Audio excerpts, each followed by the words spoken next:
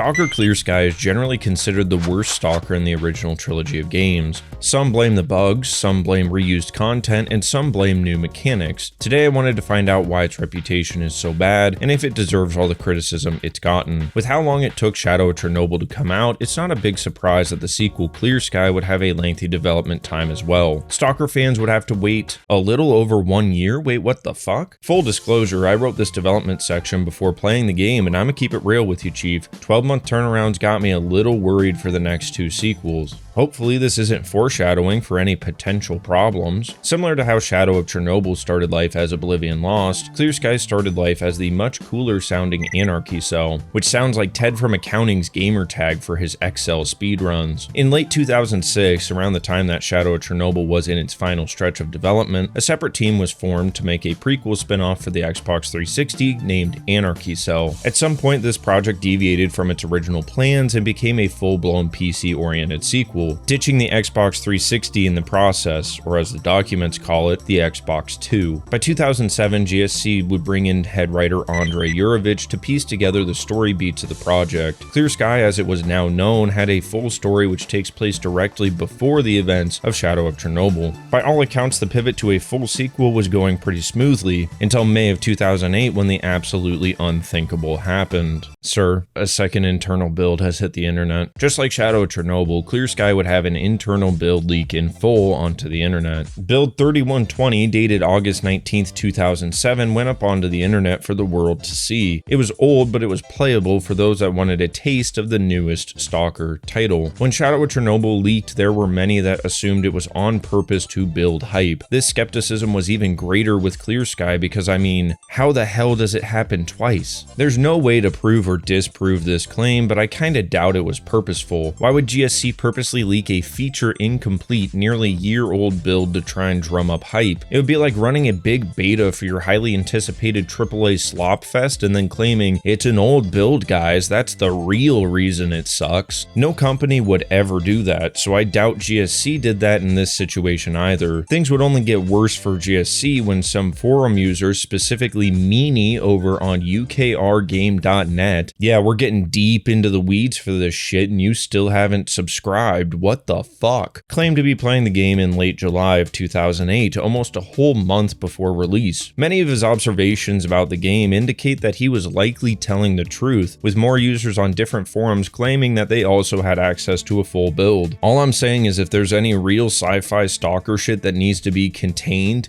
dear God, don't give it to GSC or we'll all be doomed. These guys leak more than your grandpa does in his Depends. Luckily, these full game leaks were so close to release that it probably didn't make that big of an impact on the game's sales. When the game finally released, it was polarizing just like the first one. The game was a buggy mess and deviated from the formula of the first game in a few ways. Some liked the new changes, others didn't, and it cemented itself as the black sheep of the family almost immediately. All these years later, it's still considered the worst in the series by pretty much everybody. Some of this is from a clearly rushed development cycle, but a lot of it is from intentional changes which most fans just didn't care for. Quick note, the only way I was able to play Clear Sky was by using mods. I don't like to play games with mods the first time I ever play them, especially if I'm going to be talking about them. It'd be really weird to do a review of something like Skyrim when you're actually playing Skyrim plus 10 million essential mods. Sadly, I needed to mod Clear Sky. Vanilla Clear Sky is a buggy disaster held together by popsicle sticks, chewing gum, and week old cum. Most of the bugs aren't funny or interesting. They were game breaking and turned me into one pissed off angry gamer. After about 9 hours of vanilla, a repeating crash made progression actually impossible. At this point, I decided to download the Sky Reclamation project. Long story short, this mod is mostly aimed at fixing bugs without touching a lot of the core gameplay systems. It allowed me to finish the game, but I also had to completely start over, which was about as awesome as the gunplay of this game. I would like to issue a formal apology to Shadow of Chernobyl. In my last video, I said that the guns felt too inaccurate a lot of the time. Little did I know,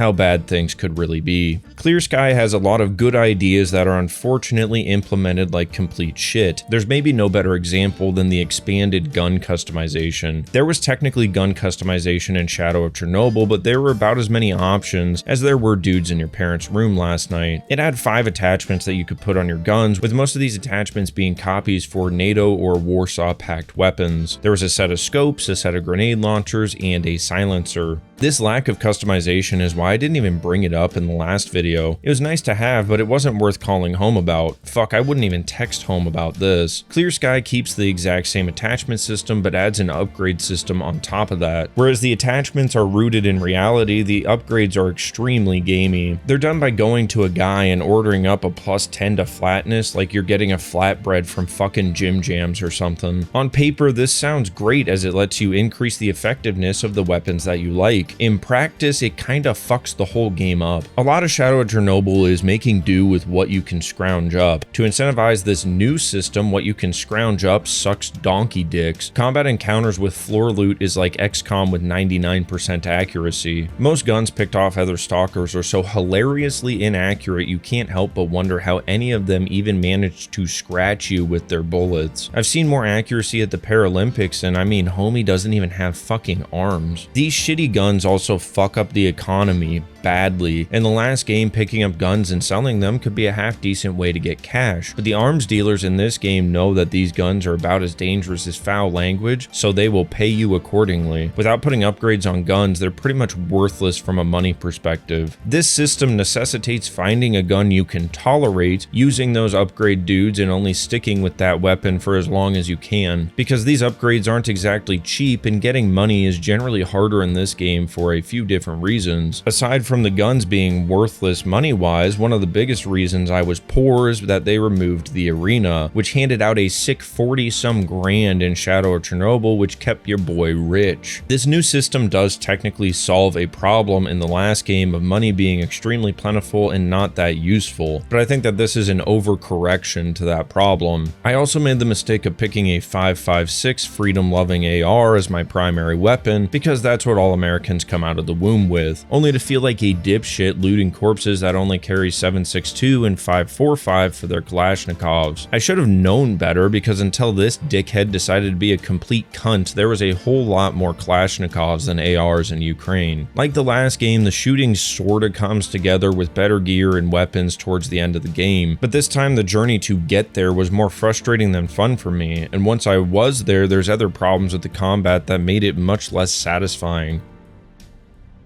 The firearms are really just one portion of the bigger combat mess that is Clear Sky. On face value, the combat is still very similar to the last game. Bullets hurt more than when she leaves you on red, enemies generally have no chill, and most engagements are a tense firefight defined by 1 or 2 mistakes. A lot of my deaths felt fair in Shadow of Chernobyl, but Clear Sky has a lot of moments where you just get fucked. Gunfights can feel determined by RNG due to the inaccuracy issues, but also because the AI is extremely inconsistent. Sometimes these guys are posted up like a balloons monkey, tossing insanely accurate rounds your direction with extreme aggression. Other times it feels like they have no idea where you are, why they're getting shot at, or what they should do about it. When you roll up to an engagement, it's a total crapshoot what version the AI is going to be. It makes fighting them unpredictable, but not in a fun or engaging way. It's like they're either the Predator or fucking Helen Keller without much of an in-between. The AI can feel like the world's worst Skinner box, where no matter what button gets pressed, you're still in a world where Clear Sky grenades exist. We must stop the terror.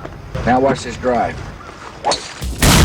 Grenades were present in the first game, but they were only usable by the player. This time, enemies can and do use them all the time. These dudes' accuracy with the grenades would put post-assault pre-helicopter Kobe to fucking shame. There were multiple times that I would get blown the fuck up mid-gunfight with almost no warning. It's not because Clear Sky doesn't have a grenade indicator, it's right there. It's because you're dead by the time you even see the thing. Sometimes they'll yell out grenades, sometimes they don't. Every time it'll take almost all your health and feels like a hawk of shit. Even if it doesn't kill you, it's important to remember the wise words of the Slavic people, shared with us on Meshuggah 6 verse 3, bleed. It's bleed. One time this bad boy said, that which does not kill us makes us stronger, except the more accurate translation would be that which does not kill us makes us bleed to death in Stalker Clear Sky. Bleeding is not new to Stalker. The last game had it and I didn't mind it as a mechanic. Generally speaking, freedom rocks tend to make people bleed, so it added to the realism a little bit. However, in an effort to clean up the HUD, the bleed indicator was moved to right here, and it doesn't do a very good job at telling you how severe the bleeding is. Reading it in the last game was extremely easy because it operated like a stoplight and was big and ugly and you really couldn't miss it. If it's red, make sure to use a few bandages because the bleeding will not stop and it's going to kill you somewhat quickly. If this new indicator was supposed to tell me that kind of information about the severity of the bleed, I never picked up on it. This thing was like a check engine light on a beamer. Nearly every minute of the game, it was on. Pretty much every single thing makes you bleed in this game, and since bandages are actually kind of expensive, like 200 rubles a pop, on top of struggling to make a lot of money in the first place, getting enough bandages for the amount of bleeding you'll deal with is kinda tough. I was playing carefully and trying not to get hit, but that only goes so far, especially for the sections of the game where it decides it wants to be Call of Duty and you're pretty much just gonna get hit at least once or twice. But hey, at least when you bleed, it actually plops blood onto the ground. I don't know if that's new, but it is r/next fucking level if you ask me. I know at least one person is going to say that bleeding can be offset by artifacts, but that's another system that they changed a lot, and I think for the worse. In the first game, artifacts were plentiful, and it seemed like they were everywhere. If you took a leak in the zone, there's a chance you'd piss on one and blow the whole world up. In this game, they're in predetermined spots, typically inside of dangerous anomalies, and outside of the tutorial, I only found 3 or 4 of them in the entire game, which I then had to turn around and sell to buy more stupid bandages, mostly because the artifacts are some of the easiest money you can get if you can find the artifacts in the first place. I couldn't equip them because I didn't have armor with slots to use them, and by the time I found armor that could slot artifacts, I'd already sold all the artifacts I had hours ago, as they're one of the only ways to make a lot of money very quickly. I liked the idea of going out and finding them, but after going into anomalies over and over again and coming up empty-handed or fucking dead, I just gave up. Either I was doing something wrong, which is why I never found them, or I got extremely unlucky. It's just another change that Clear Sky made that sounds good on paper, and I like the idea, but the execution didn't really sit right with me.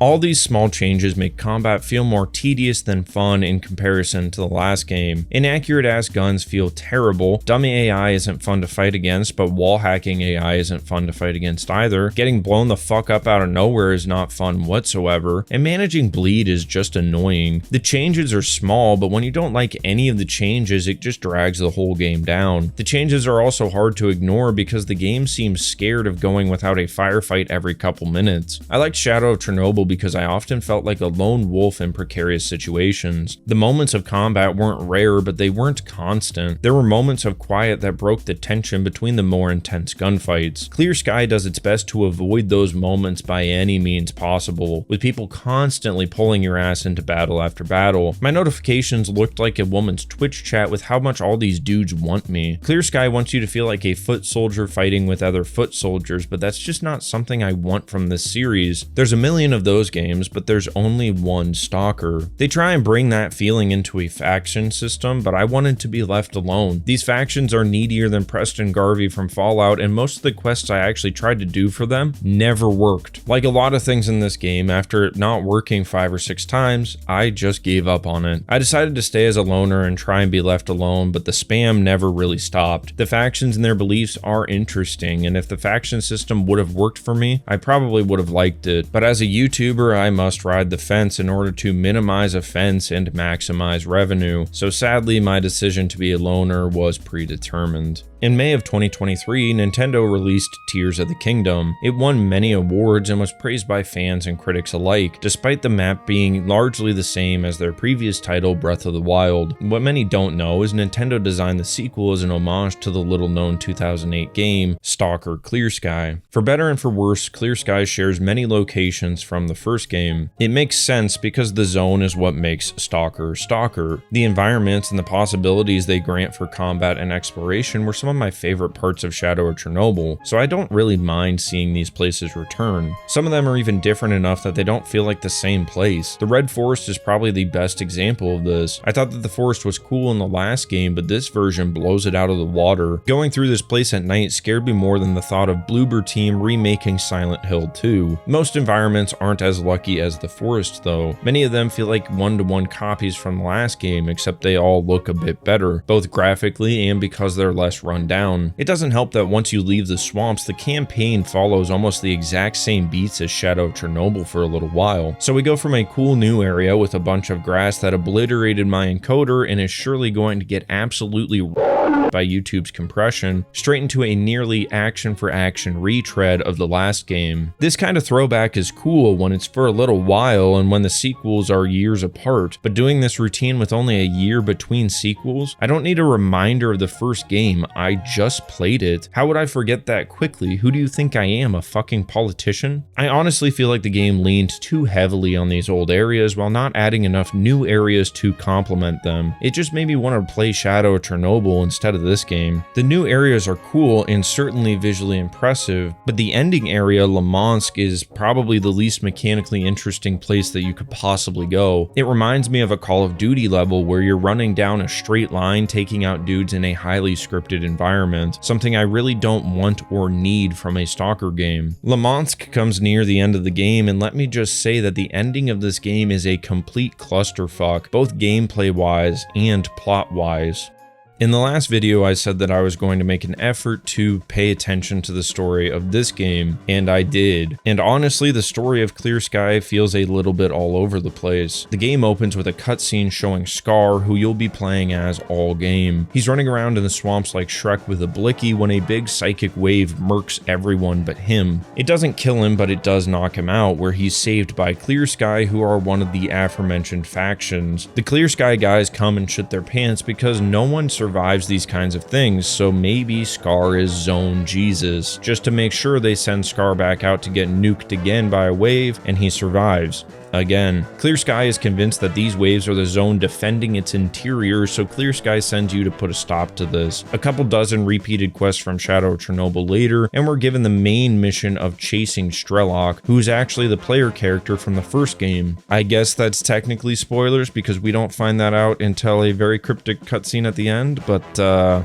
there you go. The chasing is about the only time the story really grabbed my attention because all the other quests before this feel like red herrings, because they pretty much are. But chasing him leads to Limansk, which puts the game on rails until the game is over, and this section just sucks. Despite feeling like the game is dragging on a bit long due to the repeated content from the first game, it still finds a way to end in one of the most abrupt ways I've ever seen. You fight through Limansk and literally get warped to the Pripyat disaster area somehow. A dude talks to you and then you just get teleported again up to this random section with no warning. You're over encumbered because the game gives you a pulse rifle and another random rifle. The only instruction is to kill Strelok, so after a few shots you incapacitate him, at which point a huge wave happens and the game plays a cutscene and then it's just over. And that cutscene is what shows you that he's got a tattoo, so oh, that's from the first game, remember that? Oh, he's got a tattoo there, it's the same guy, whoa. It was confusing, unsatisfying, and had all the grace of a car hitting a brick wall at 70 miles an hour, a fitting end to the Clear Sky experience.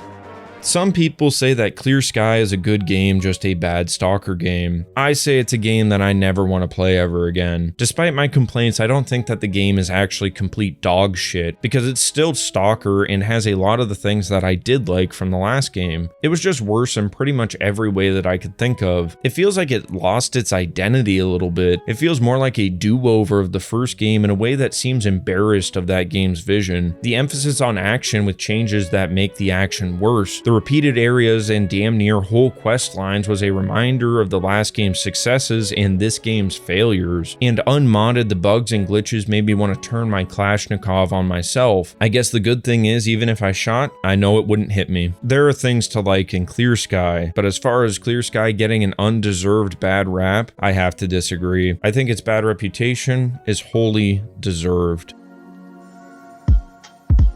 That's right, we're Japanese.